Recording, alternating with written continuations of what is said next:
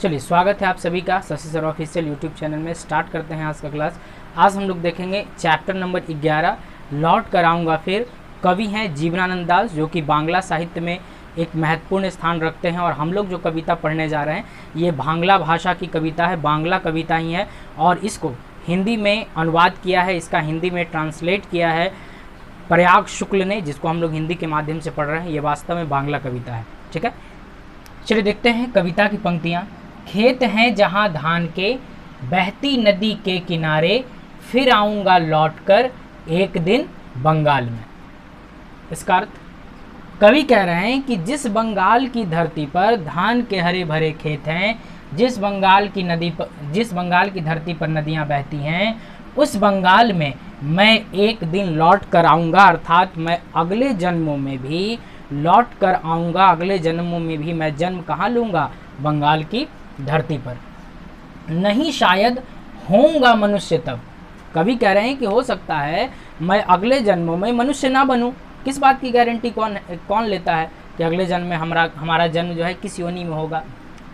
होऊंगा अबाबिल, हो सकता है मैं अगले जन्म में क्या बन जाऊं? अबाबिल। अबाबिल एक काली छोटे रंग की चिड़िया होती है जो आमतौर पे उजाड़ मकानों में रहती है, जिसको अंग्रेजी में स्वेल्लो कहा जाता है, ठीक है। तो वही कवि कहते हैं कि हो सकता है मैं अगले जन्म में क्या बन जाऊं? अबाबिल बन जाऊं, या फिर कौआ बन जा सकता हूं। उस भोर का फूटेगा नई धान की फसल पर जो, या फिर मैं कौआ बन जाऊंगा और सुबह सुबह धान की फसल के पास उसके दाने चुगने के लिए क्या करूंगा? मंडराऊंगा। हो सकता है मैं कौआ बन जाऊं। कोहरे के पालने से कटहल की छाया तक। कोहरे के पालना का मतलब क्या होता है? झूला। कोहरे का पालना, कोहरा झूला कब झुलाता है? सर्दी में। और कटहल की छाया की ज़रूरत कब पड़ती है? गर्मी में। तो वही कवि कहते हैं कि कोहरे के पालने से कटहल की छाया तक, अर्थात सर्दी से लेकर गर्मी तक, मैं हर मौसम में अगर कहीं मंडराऊंगा, कहीं रहूंगा, तो कहाँ रहूंगा? बंगाल की धरती पर। मौसम बदलने के साथ भी मैं अपनी धरती नहीं बदलूंगा। जैसे आप लोग देखते होंगे बहुत सारे प्रवासी पक्षी हैं जो मौसम के अनुसार जैसे बदल लेते हैं स्थान। जैसे साइबेरियन पक्षी हैं, साइबेरिया जो रूस में पड़ता है, बहुत ठंड पड़ती है वहाँ, तो सर्दी के मौसम से पहले वहाँ साइबेरियन पक्षी जो है भारत चले आते हैं, साइबेरिया को छोड़कर फिर चले जाते हैं। वही कहते हैं कि कोहरे के पालने से कटहल की छाया तक, सर्दी से लेकर गर्मी तक, मैं किसी मौसम में इस जगह को छोड़कर नहीं जाऊँगा। भरता पेंग आऊँगा एक दिन, बनकर शायद हंस मैं किसी किशोरी का। हो सकता है मैं अगले जन्मों में किसी किशोरी का हंस बनकर पेंग भरता हुआ। हंस जो है पें पें करता है, इसलिए उसकी जो बोली होती है उसी को कहा जाता है पेंग भरना। हो सकता है मैं अगले जन्म में पेंग भरता हुआ आऊँगा। क्या बनकर? किसी किशोरी का हंस बनकर। घुंघरू लाल पैरों में, और अपने पैरों में क्या बांधे रहूँगा? लाल पैरों में घुंघरू, ठीक है। देखते हैं अगले पद को। चलिए देखते हैं अगली पंक्तियों को, क्या कहते हैं कवि। तैरता रहूँगा बस दिन दिन भर पानी में। अभी थोड़ा देर पहले हंस का जिक्र था कि बनकर शायद हंस मैं किसी किशोरी का, घुंघरू लाल पैरों में, यानी अपने पैरों में लाल घुंघरू डालकर दिन दिन भर क्या करते रहेंगे? पानी में तैरते रहेंगे। एक उनकी कल्पना है कि अगले जीवन में मेरा शायद ऐसा होगा। गंध जहाँ होगी ही भरी घास की, जहाँ क्या होगी? हरी भरी घास की गंध होगी। आऊँगा मैं, नदियाँ मैदान बंगाल के बुलाएंगे। कवि को ये विश्वास है कि मैं अगले जन्म में आऊँगा बंगाल में, और बंगाल की नदियाँ और बंगाल के मैदान मुझे क्या करेंगे? बुलाएंगे। क्यों बुलाएंगे भाई? क्योंकि उन्हें ऐसा लगता है कि जितना लगाव हमको बंगाल की नदियों से है, बंगाल की धरती से है, ठीक उतना ही लगाव उनको भी किससे है? हमसे है। चलिए देखते हैं। मैं आऊँगा जिसे नदी धोती ही रहती है पानी से।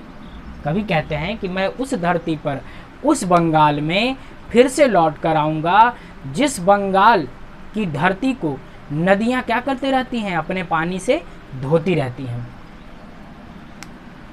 चलिए, इसी हरे सजल किनारे पर, कवि कह रहे हैं कि मैं इसी हरे और सजल किनारे पर, सजल माने जल के साथ वाला किनारा, इसी हरे सजल किनारे बंगाल की धरती पर आऊँगा जिसे नदियाँ अपने पानी से क्या करती हैं? धोती रहती हैं। शायद तुम सुनोगे शाम की हवा के साथ उड़ते एक उल्लू को। कवि कहते हैं हो सकता है शाम की हवा के साथ उड़ते किसी उल्लू को तुम देखोगे, शायद तुम सुनोगे कपास के पेड़ पर उसकी बोली। हो सकता है कपास के पेड़ पर वो बोल रहा होगा और उसकी बोली तुम्हें वहाँ सुनाई दे। घसीली जमीन पर फेंकेगा मुट्ठी भर भर चावल, शायद कोई बच्चा उबले हुए। कवि कहते हैं कि हो सकता है वो जो कपास के पेड़ पर आप बोली सुनिएगा किसकी। चलिए कहाँ देख रहे थे हम लोग, नीचे वाली पंक्तियाँ।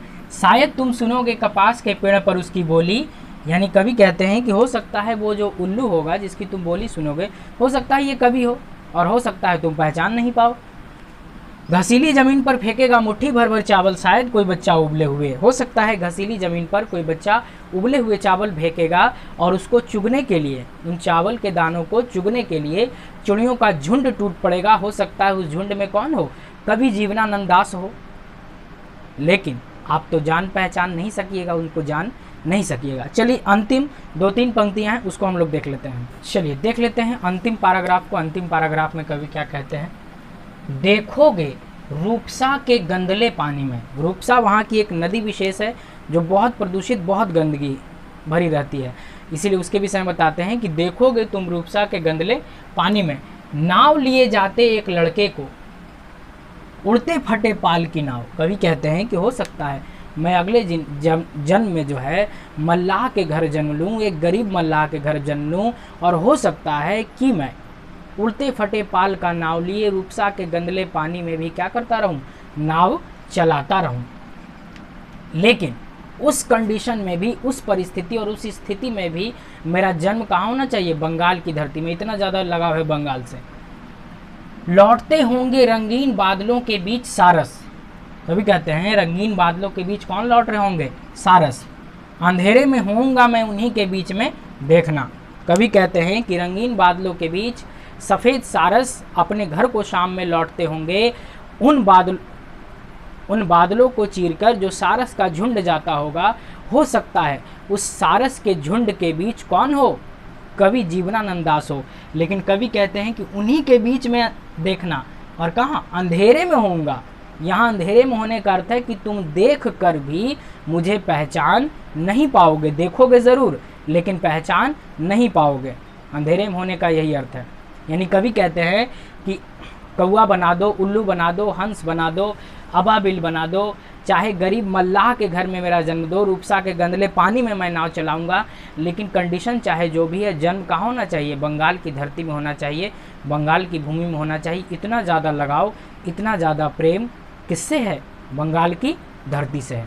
वीडियो आपको कैसा लगा, लाइक कमेंट शेयर ज़रूर करें, ठीक है। अगर नए हैं चैनल पर तो प्लीज़ चैनल को सब्सक्राइब ज़रूर कर लें। मिलते हैं अगले वीडियो में 12वें अध्याय, ठीक है, मेरे बिना तुम प्रभु, रेनर मारिया रिल्के की कविता के साथ। तब तक के लिए सभी को जय हिंद।